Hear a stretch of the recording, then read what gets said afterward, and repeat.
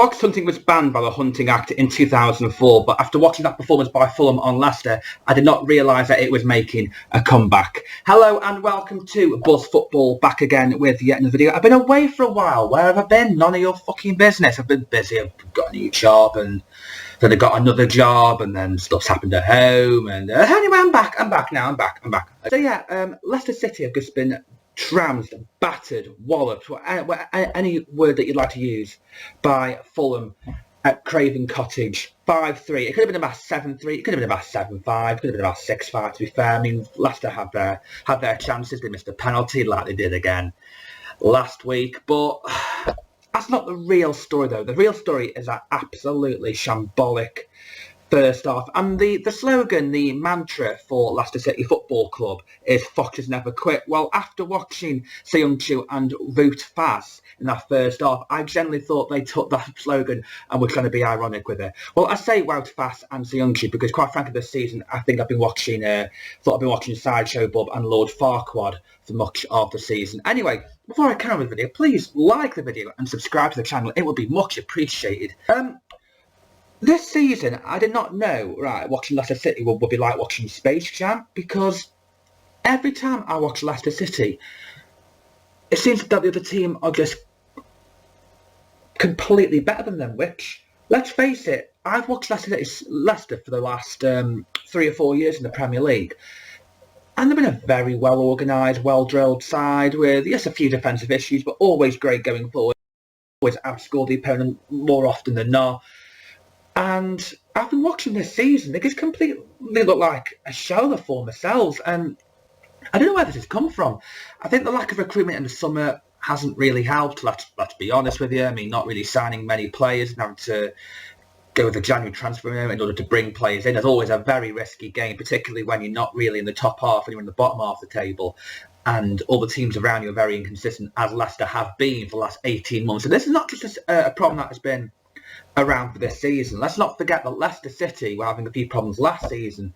Yes, they had Europe as well to contend with, which, let's face it, if you look at West Ham this season, that hasn't particularly helped West Ham, but they could be down there next season. We don't know. We don't know what the Premier League will offer us next year. It's very unpredictable, as the season has proved. Who would have thought Everton would have been in there, would have been in amongst it last season, and they've been in amongst it this season as well. So, you know, it's going to show the unpredictability of the Premier League. But Leicester were just absolutely dreadful today. I mean, for the first half especially. Second half, they fought, looked good going forward, etc. But, I mean, I think they saw a midfielder, a ginger midfielder in the middle of the park, and they thought they were playing against Paul Scholes. It was actually just Harrison Reed. Harrison Reed completely bossed that midfield along with Palhinha and Tom Kearney in the first half. William completely not looking like Will.i.am from the Black Eyed Peas. He's been looking like the proper William, the one we saw at Chelsea, not the one at Arsenal. Brilliant goal in the second half. He was outstanding all game. And Tom Kearney got a couple of goals. I mean, the guy hasn't scored a goal all season, and he scores 2 against Leicester. The goalkeeper, let's face it, I actually really rated that goalkeeper last week on my Twitter page. I feel like a right fucking idiot now because he had an absolutely shocker of a game. First goal especially. The first goal was an error by him. And when they were 2-0 down, Leicester fans were singing Dean Smith Sort It Out, which is basically like saying to Gareth Gates to sing the operatic part of Bohemian Rhapsody in just one take. It's not going to happen, guys. It's just not going to happen. And as soon as they started singing 2-0, when it was 2-0 and to tell Dean Smith to sort it out, 3-0, first half ends, game over. And even though Leicester did score 3 goals, the only reason why they scored 3 goals is very simply because Fulham pretty much switched off at the back.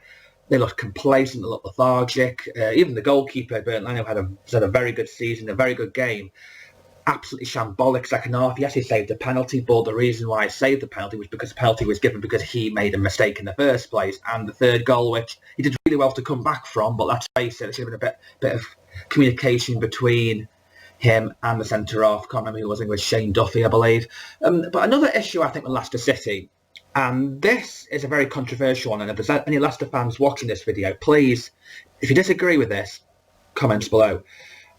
But I think we need to question the ownership of Leicester City. I mean, I know, obviously, the stuff that's happened with the Leicester City ownership the last few years is very sad, and, you know, we can't look past that, and that's generally something that we can't look past. But they didn't back Brendan Rodgers in the summer. That's a fact, they didn't. Whether they had the money or not, which I don't think they did, sell Tielemans, sell Ndidi. These players have stagnated over the last few years. Ndidi, Tielemans, Maddison, very reminiscent to me of the Aston Villa team under Martin O'Neill towards the end when he had Ashley Young, Gareth Barry, Stuart Downing. All three players had to be sold because they were just stagnating in that football club. And the club needed to move on because those players were too ambitious. And I don't think Ndidi's very ambitious. He's not really said much. Tielemans is obviously very ambitious, but he's quite happy being there.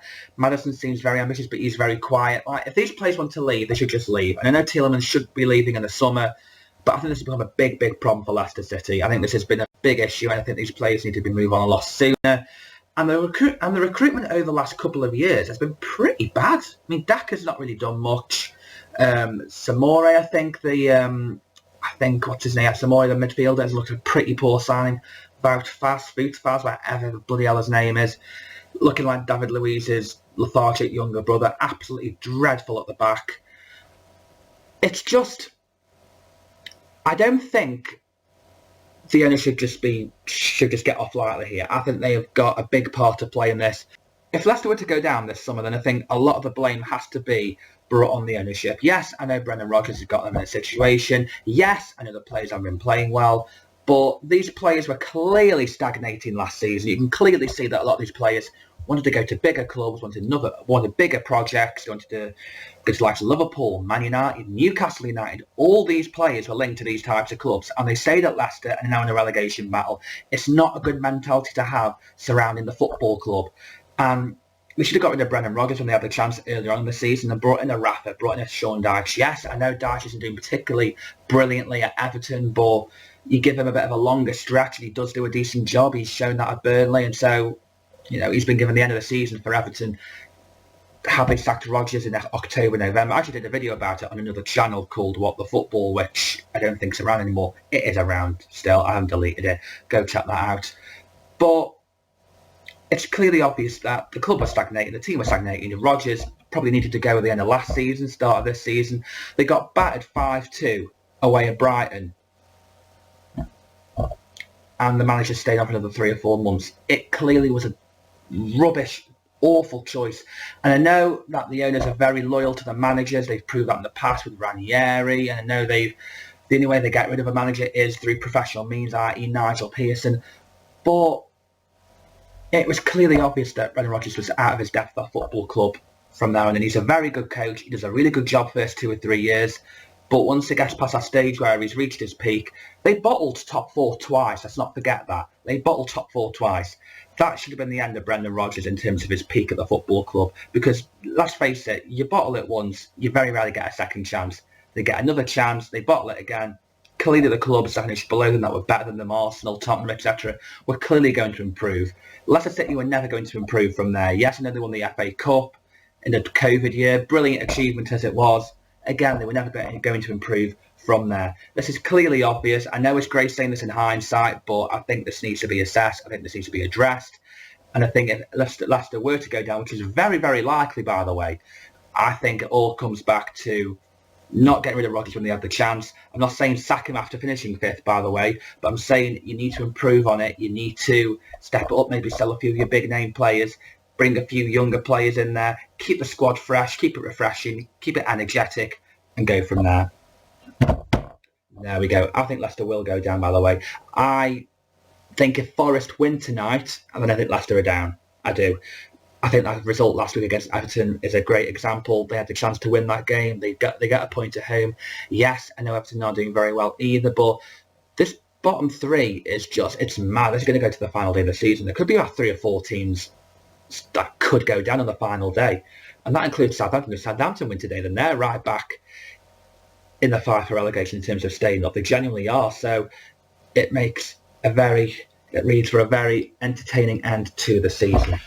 Anyway, thank you very, very much for watching this video. What do you think? If you disagree, if you agree, put a comment down below. Like the video if you would, that'd be much appreciated. Thank you very, very much. And please subscribe to the channel. I will be trying to do more videos. I've been saying this for months. I said this on a video last time, which was about 2 or 3 months ago. I didn't do it mainly because I had stuff going on. Nothing personal, of course, just work stuff. I'm hoping to do more videos. We've got some big games in the week. We've got Man City in the Champions League. We've got West Ham in the Conference League. And, of course, we've got a big, massive title race next couple of weeks and a relegation battle and a battle to top four. So much to play for at the end of the season, and it's going to be a fantastic end to what has already been a really entertaining season. So I hope you join us. You stick with us on the channel. Like the video. Subscribe to the channel. Take care.